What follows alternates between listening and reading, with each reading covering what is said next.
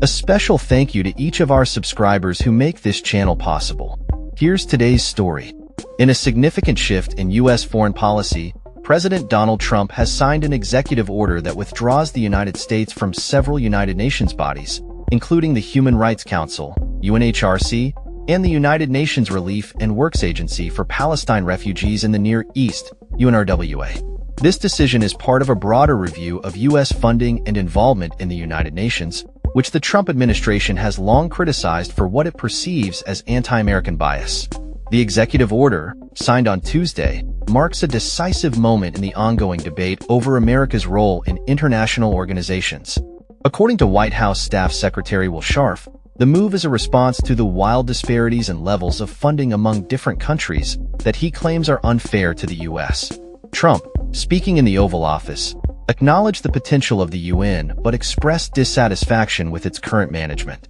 He stated, "It should be funded by everybody, but we're disproportionate, as we always seem to be."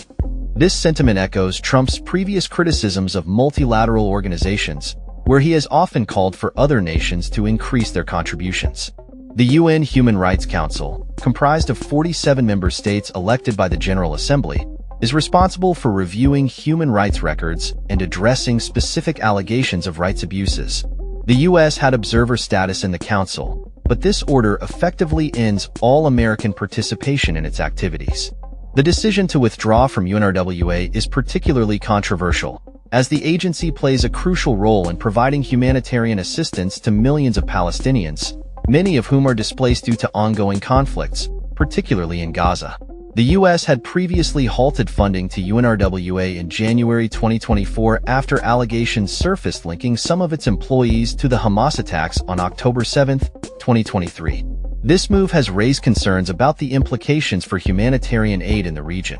Critics of the decision argue that withdrawing from these international bodies undermines the U.S.'s leadership role on the global stage and could exacerbate humanitarian crises. The UN agency has been a lifeline for many Palestinians, and the cessation of U.S. funding could lead to severe consequences for those dependent on its services. In response to the executive order, UN spokesman Staffan Dujarric emphasized the importance of U.S. support for global security, stating that Secretary-General Antonio Guterres looks forward to maintaining a productive relationship with the Trump administration. The UN has been preparing for Trump's second term, having already navigated a tumultuous relationship during his first term. Guterres has largely avoided public confrontations with Trump, focusing instead on fostering cooperation.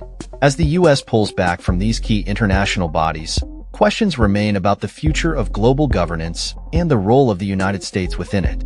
The decision reflects a broader trend of skepticism towards multilateralism and raises concerns about America's commitment to addressing global challenges collaboratively. With Trump's administration signaling a retreat from international engagement, the implications for global diplomacy, humanitarian efforts, and international relations could be profound.